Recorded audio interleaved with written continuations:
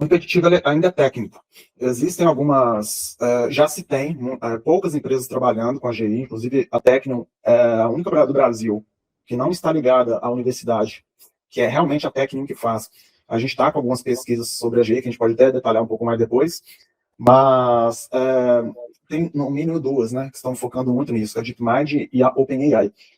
Existem outras, mas as que estão trabalhando muito nisso, a Anthropic também. E o que é interessante, né? A DeepMind, há mais ou menos uns 3 anos, eu acho que até foi antes do GPT, do chat GPT, se eu não me engano. Acho que foi antes de 2022. Eles criaram um modelo chamado GAP, é o nome desse modelo, e era um modelo que era multimodal, né? Que é o que hoje já está, entre aspas, dominado esse processo. Então, um dos primeiros passos para chegar na inteligência geral é a multimodalidade. O que é isso? A mesma rede, o mesmo modelo, ele ser capaz de processar dados de fontes diferentes. Então, vídeo, áudio, imagem, texto e outras informações, né, informações de sensores e outras, como o nosso cérebro trabalha, apesar do nosso cérebro ter algumas áreas específicas para processar cada característica de informação. Esse seria talvez um primeiro passo, né, trabalhar com essa multimodalidade. Por quê? O fato da máquina ser capaz de executar tarefas humanas, ela também tem que perceber o ambiente, né, como um ser humano percebe, e ela teria uma grande vantagem se você não precisasse de montar ou de encaixar mais de um modelo, cada um especializado para uma percepção. E essa multimodalidade já foi superada. Hoje, os modelos mais recentes, eles já fazem isso. Tem um modelo Dino, chamado Dino V2, que é um modelo extremamente interessante, que até a gente falou sobre ele num radar técnico. E o que eles descobriram com esse modelo? Eles descobriram que a forma que esse modelo organiza as informações, ela é muito similar à forma que o nosso cérebro organiza algumas informações visuais. E isso não foi intencional. Então, querendo ou não, os modelos estão aproximando, já está tendo alguns resultados. Agora, o que está dificultando são as filosofias de projeto. Tem filosofia que acredita que vai ser o mesmo, a mesma técnica computacional e a mesma evolução, ou seja, tem filosofia que acredita, olha, a gente melhora os modelos que tem hoje, e usa mais computação, e com isso a gente chega lá. Existem outras filosofias que talvez são as mais promissoras, que eles estão fazendo o contrário. Eles reduzem a capacidade computacional, mas ao mesmo tempo, em vez de utilizar um modelo grande, utiliza vários modelos pequenos, né? Tem as mais radicais, que é construir uma nova computação, e tem a outra mais radical ainda, que é não só construir uma nova computação, como construir a consciência, que é uma coisa que a gente pode falar também. Agora, autoconsciência, né? Agora, a questão é a seguinte, não quer dizer que para o computador realizar tarefas, todas as tarefas que o ser humano seria capaz, você precisa de criar um computador capaz de ser autoconsciente, ou seja, ele ter a percepção subjetiva dele mesmo. Não quer dizer que é necessário.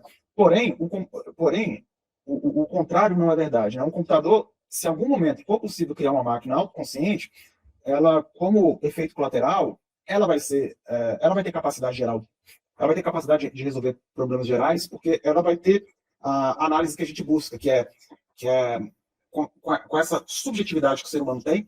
O ser humano é o único ser vivo, né, que consegue questionar sobre a própria existência, e por ele questionar sobre a própria existência e refletir sobre o próprio mundo que ele vive, ele foi capaz de criar ferramentas para se aperfeiçoar, né, para estender a sua mente, o seu conhecimento, e chegou na ciência, e a partir daí as coisas avançaram. Né? A máquina capaz de ter essa autoconsciência, só que não sabe porque ainda não se conhece os mecanismos dessa autoconsciência, então é difícil até construir. Uma máquina que chega nessa questão de autoconsciência, ela, por si só, ela é capaz de buscar resolver os problemas, desde que essa autoconsciência seja tão evoluída ou melhor do que a do próprio ser humano. Aí vai ter outros gargalos que, como o Gibran falou, né, as linhas de desenvolvimento mais tradicionais vão ter essa barreira, né, que são questões de eficiência de dados, né, então a curva de aprendizado de máquina das máquinas, geralmente, ela é muito mais ineficiente do que a humana. Então, você precisa de uma quantidade de informação muito grande. Provavelmente vai ter que mudar, um dos caminhos é mudar a arquitetura dessas redes.